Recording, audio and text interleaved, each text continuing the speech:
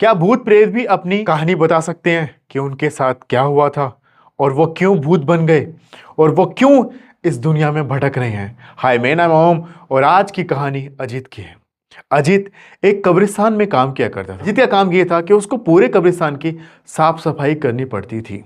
अजीत सुबह सुबह कब्रिस्तान की साफ सफाई कर रहा होता है। जैसे वो झाड़ू लगा रहा होता है तब एक फ़ोन की रिंग सुनाई देती है। कहीं फ़ोन बज रहा है। अजीत अपने झाड़ू लगा रहा है बट वो देख रहा होता है कि ये आवाज़ कहाँ से आ रही है। उसको कुछ पता नहीं लगता है। वो झाड़ू रख देता है और खड़ा हो जाता है। हर तरफ देखता है तो जो फ़ोन की आवाज़ आ रही होती है ना, वो भी अब नहीं आ रही होती है, वो रुक जाती है। अजीत दोबारा से झाड़ू लगाने लगता है। झाड़ू जैसे वो स्टार्ट करता है लगाने, दोबारा से वो फ़ोन की आवाज़ बज रही होती है। तभी अजीत दोबारा से खड़ा होता है। कौन है? ये रोज़ रोज़ कौन परेशान करता है? कौन है यहाँ पे? किसके पास फ़ोन है? अजीत ऐसे बोलता है। तभी वो आवाज़ बंद जाती है। अब तीसरी बार अजीत फिर से झाड़ू लगाना स्टार्ट करता है। हर तरफ कब्रों पे साफ सफाई उसका उसका काम था, हर तरफ साफ सफाई करना। वो साफ सफाई कर रहा होता है तभी फिर से वो फ़ोन की आवाज़ आ जाती है। ट्रिंग ट्रिंग ट्रिंग करके अजीत फिर खड़ा हो जाता है। अरे कौन है यार? किसने परेशान करके रख दिया है मुझे? ये रोज़ रोज़ का हो गया। जो भी है सामने आओ ना। और फ़ोन किसका बजता है ये? अजीत ने अपना फ़ोन भी देखा बट उसका फ़ोन नहीं बज था। जो रिंगटोन थी वो अलग थी और जो ये बज रहा था वो अलग था। उसके बाद अजीत दोबारा अपनी झाड़ू लगाने स्टार्ट कर देता है। तभी एक कंधे में ना उसके हाथ आता है। अजीत खड़ा होता है एंड उसको देखता है। हाँ, कौन? और इतनी सुबह सुबह तुम इस कब्रिस्तान में क्या कर रहे हो? कहता है, मैं हैरी। मेरी गर्लफ्रेंड ना 1 महीने से फ़ोन नहीं उठा रही है और वो यहीं रहती है। अजीत कहता है, यार आपने ज़्यादा पी थी क्या रात को? आपके अभी नशे नहीं उतरे हैं? आपकी गर्लफ्रेंड वो भी यहाँ रहती है इस कब्रिस्तान में, पागल हो क्या? गुस्से से बोलता है। हैरी कहता है, मेरी गर्लफ्रेंड रहती है सोफिया, भूल गए क्या? तुम्ही ने तो गड्ढा खोदा था, तो सबको याद तो होगा तुम्हें। तो बीजित कहता है, हाँ याद है। 1 महीने पहले एक लड़की का एक्सीडेंट हुआ था और वो यहीं पे दफनाई गई थी। अजीत सोचता है कि क्या पता इसके बॉयफ्रेंड को ना कुछ मानसिक तनाव या फिर कुछ पागलपन का ऐसा कुछ पड़ गया हो, या फिर ये ज़्यादा ही कुछ सोच रहा हो अपनी गर्लफ्रेंड के बारे में, इसलिए ऐसा कुछ कर रहा हो। तभी ना वो कहता है कि मेरी गर्लफ्रेंड फ़ोन नहीं उठा रही, क्या तुम उसको बोलोगे मेरा फ़ोन उठाने के लिए? अजीत कहता है, ठीक है, मेरे को मिलेगी ना तो मैं उसको बोल दूंगा कि प्लीज़ तुम्हारा फ़ोन उठा ले। तो कहता है, ठीक है, ये देखो मैं दोबारा फ़ोन लगाता हूँ। हैरी दोबारा फ़ोन लगाता है और हैरी, हेलो हेलो हेलो, ये लो बात करो। वो देता है अजीत को। अजीत जैसे फ़ोन लेता है ना, अजीत को सुनाई देता है, the number you have dial is currently switch off. जिस नंबर से आप संपर्क करना चाहते हैं वो फ़िलहाल बंद है। अजीत को लगता है कि शायद ये ना पागल हो गया है या फिर इसका दिमाग नहीं काम कर रहा है। अजीत फ़ोन दे देता है हैरी को। ठीक है, आप जाओ यहाँ से, जब भी आपकी गर्लफ्रेंड मिलेगी ना तो मैं उसको बोल दूंगा। तो हैरी ना जाने लगता है। तो यार अजीत को लगता है कि यार इसे पूछूं क्या कि इसके साथ हुआ क्या था। अजीत ने उसको बुलाता है, हैरी इधर आओ। पास में एक बेंच था, वहाँ दोनों बैठ जाते हैं, अजीत और हैरी। और अजीत पूछता है कि क्या हुआ था आपकी गर्लफ्रेंड के साथ? वो इस दुनिया को छोड़ के कैसे चली गई थी? हैरी उदास मन से बताने लगता है सब कुछ कि मैं और सोफिया फेसबुक पर मिले थे। हमने बहुत दिनों तक बातें की। हम दोनों को लगने लग गया था कि जिसको हम ढूंढ रहे हैं ये तो वही है जिसको मैं इतने दिन से ढूंढ रहा था, ये वही लड़की है। एंड सोफिया को लग रहा था कि जिसको मैं ढूंढ रही थी वो ये लड़का है। हम दोनों की वाइब बहुत मैच हो रही थी। सब कुछ वो बताने लग गया था। हमने 6 महीने तक बातें की, साल भर तक बातें की, बट हाँ, हम एक दूसरे से मिल नहीं पाए क्योंकि मैं अपने काम में बिजी था और जो सोफिया थी वो अपनी गवर्नमेंट जॉब की तैयारी कर रही थी। तो मैंने भी कभी फोर्स नहीं किया कि हम मिलते हैं। मेरे को ये था कि हम दोनों का, हमने सोचा था कि जब भी सोफिया की गवर्नमेंट नौकरी लग जाएगी हम शादी कर लेंगे। है ने कहा अब वो खुशी का दिन आ गया था। सोफिया को जॉइनिंग लेटर मिल गई थी, जो उसको चाहिए था वो उसको मिल गया था। क्यों ना हमें अब एक दूसरे से मिलना चाहिए और एक दूसरे को और ज़्यादा समझना चाहिए। हमने अभी तक एक दूसरे को देखा नहीं था। हमें 1.5 साल हो गए थे लगभग बातें करते हुए, क्योंकि मैं मुंबई में रहता था और सोफिया पुणे में। तो हमने डिसाइड किया कि एक बीच की जगह पे, ना ज़्यादा दूर पड़े सोफिया को ना ज़्यादा दूर पड़े मेरे को, तो मुंबई और पुणे की एक बीच में हमने एक जगह डिसाइड की और वहाँ पर हमने सोचा कि आज मिलते हैं। हमने सोचा कि वहाँ पे रुकेंगे रात भर, अगले दिन हम वापस चले जाएंगे। हमने होटल वोटल सब कुछ बुक कर लिया था। सोफिया अपने घर से निकल चुकी थी अपनी कार लेके और मैं यहाँ से अपनी कार लेके निकल चुका था। 1 घंटे तक सोफिया मेरे से कांटेक्ट में थी। हाँ, मैं यहाँ पहुँच गई हूँ, वहाँ पहुँच गई हूँ, सब कुछ बता रही थी। उसके बाद सोफिया ने ये कहा था कि मैं ड्राइविंग कर रही हूँ, तो यार इतना मेरे को एक्सपीरियंस भी नहीं है ड्राइविंग का, और ये हाईवे है, ट्रैफिक पुलिस वाला मिला तो चालान भी कट सकता है। तो मैंने भी कहा ठीक है, फ़ोन रख दिया। हमने सोचा कि बस 2 घंटे बाद तो हम मिलने ही वाले हैं। रात का टाइम लगभग 8 बज चुका था। उसके बाद क्या हुआ, मैं तो पहुँच गया उस होटल पे, पर सोफिया वहाँ पर नहीं पहुँची। मैंने पूरी रात तक वेट किया, सोफिया को फ़ोन करते रहा, सोफिया ने फ़ोन नहीं उठाया। मैं पूरी रात परेशान रहा, सुबह भी फ़ोन मैंने किया, बट सोफिया ने फ़ोन नहीं उठाया। मुझे लगा कि ऐसा क्या कर दिया मैंने, क्या मैंने कुछ गलत कर दिया? बट मुझे टेंशन भी थी कि सोफिया के साथ कुछ गलत तो नहीं हो गया, तो सोफिया मेरा फ़ोन नहीं उठा रही है। वापस मैं अपने घर आ गया। घर आने के बाद मैंने 10 दिन तक उसको रोज़ सुबह शाम फ़ोन किया, बट सोफिया ने फ़ोन नहीं उठाया। मैं बहुत परेशान हो गया। मैंने अपनी कार ली और मैं निकल गया पुणे, सोफिया के घर पे।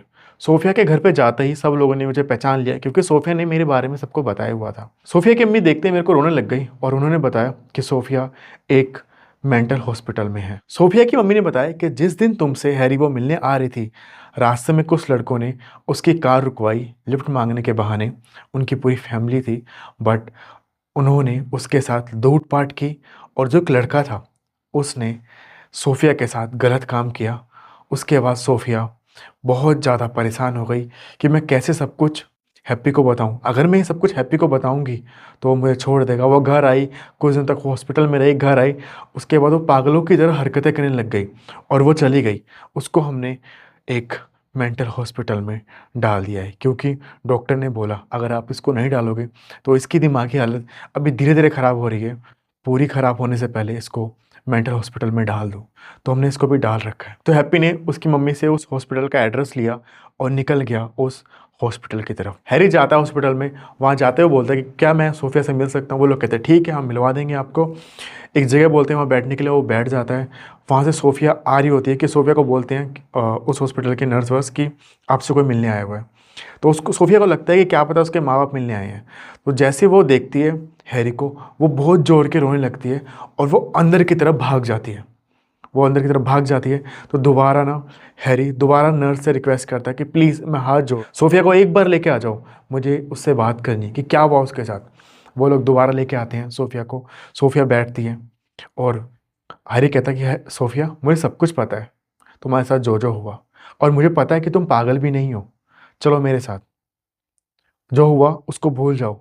हम एक नई ज़िंदगी स्टार्ट करने वाले थे ना, वो नई ज़िंदगी में स्टार्ट करते हैं। सोफिया ये कहती है कि जहाँ मैं रहती हूँ ना, मैं वहाँ पे नहीं रह सकती, क्योंकि लोग मुझे वहाँ पे अलग नज़र से देखते हैं।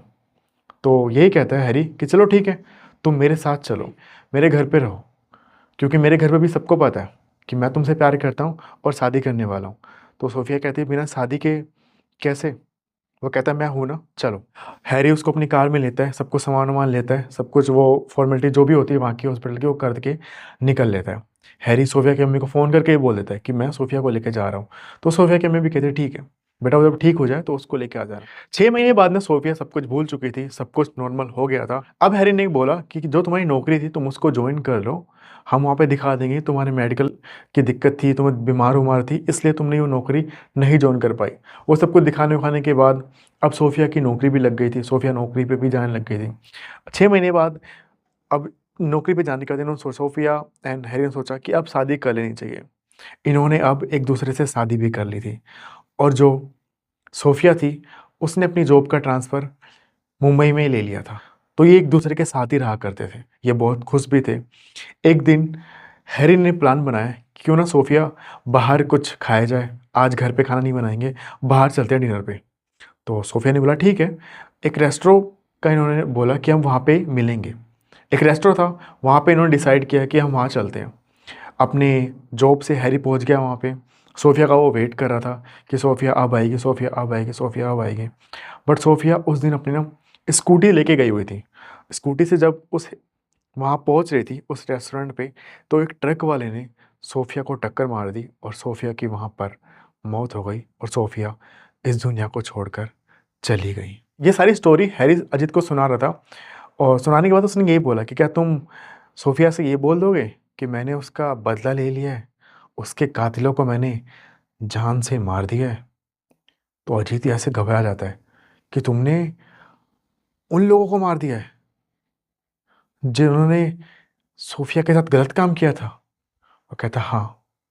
इसके बाद ना अजीत थोड़ा पीछे हटता है। मैं ना पुलिस को फ़ोन कर देता हूँ क्योंकि इसने मर्डर किया है। अपना फ़ोन निकाल के साइड होता है। जैसे वो साइड होता है तो पीछे की तरफ मुड़ के देखता है तो हैरी वहाँ पर नहीं होता है। तभी वहाँ पे बहुत सारे लोग एक शख्स की लाश लेके आ रहे होते हैं उस कब्रिस्तान में दफनाने के लिए। तो अजीत सोचता है कि चलो ये पता नहीं कहाँ चला गया, मुझे इस लफड़ों में पड़ना भी नहीं, इसको हटाओ। अब ये लाश आई है तो मुझे गड्ढा खोदना पड़ेगा। तो वहाँ पे वो फादर वादर आए, उसको जो जल वल छिड़कना होता है सब कुछ छिड़क रहे। अजीत वहीं पे था और वो सब कुछ खड्डा खोदने के लिए तैयारी वारी कर रहा था। तभी लोग वहाँ पर आए। उनमें से एक बंदा बोला कि हैरी क्यों छोड़ के चला गया तू हमें यार, क्यों? और वो ऐसे बोल बोल के ना बहुत ज़ोर ज़ोर के रो रहा था। तो अजीत के दिमाग में लगा हैरी, हैरी ये वही हैरी तो नहीं है जो अभी आया था मेरे से, अभी 1 घंटे पहले बातें बातें कर रहा था? ये वही हैरी तो नहीं है? अजीत जाता है वहाँ पर, वो खोल के देखता है और वो भाई घबरा जाता है कि हैरी की जान कैसे गई। सब लोग पूछते हैं कि तू हैरी को कैसे जानता है और तेरे हाथ पैर कैसे काँप रहे हैं? वो कहता है कुछ नहीं कुछ नहीं, बस मैं ऐसे जानता हूँ क्योंकि जो ये सोफिया है ये उनके हस्बैंड थे ना हैरी। वो लोग कहते हैं हाँ हाँ, पर तू ये सब कैसे जानता है? वो किसी को कुछ नहीं बताता है, बस ये पूछता है कि हैरी इस दुनिया को छोड़ के कैसे गए। तो क्या वहीं पे एक शख्स था, उसने बोला कि हैरी की कार एक खाई में मिली और उस कार में हैरी और एक लड़का, उसके माँ बाप और एक औरत भी थी। शायद उन लोगों ने हैरी से लिफ्ट मांगी थी और किसी कारण की वजह से वो कार खाई में गिर गई और ये सभी के सभी लोग दुनिया छोड़कर चले गए। जो अजीत था हिल गया क्योंकि अजीत को पता था कि हैरी ने कार जानबूझकर उस खाई में कुदाई है और वो कोई और लोग नहीं जिन्होंने सोफे के साथ गलत किया था। ये वही फैमिली है जो हाईवे पे ड्रामा करते हैं कि हमारी गाड़ी पंचर हो गई है, हमारी गाड़ी ख़राब हो गई है, या फिर हमें आगे तक लिफ्ट दे दोगे, क्योंकि लोगों को लगता है ये पूरी फैमिली है तो इसलिए लोग लिफ्ट दे देते हैं और ये लोग उनके साथ गलत करते हैं, पैसा तो छीनते हैं और कई भी कभार तो गलत भी कर देते हैं। अजीत को सब कुछ पता लगा और अजीत जहाँ पे अब तक कब्र खोद रहा था उसने वहाँ पे कब्र खोदना बंद किया और उसने सोफिया की कब्र के बगल में हैरी की कब्र खोदी और वहाँ पे हैरी को दफनाया। कैसे ऐसी और स्कैरी डरावनी कहानी सुनने के लिए अगर आप इसको फेसबुक पे देख रहे हो तो फॉलो करना ऊपर से, अगर आप इसको यूट्यूब पे देख रहे हो तो सब्सक्राइब की बिना मत जाना ओम का रेडियो। मैं आपके लिए ऐसी और स्कैरी डरावनी कहानी लेके आता रहूँगा। मिलता हूं सभी को किसी और कहानी के साथ, तब तक के लिए बाय गाइस।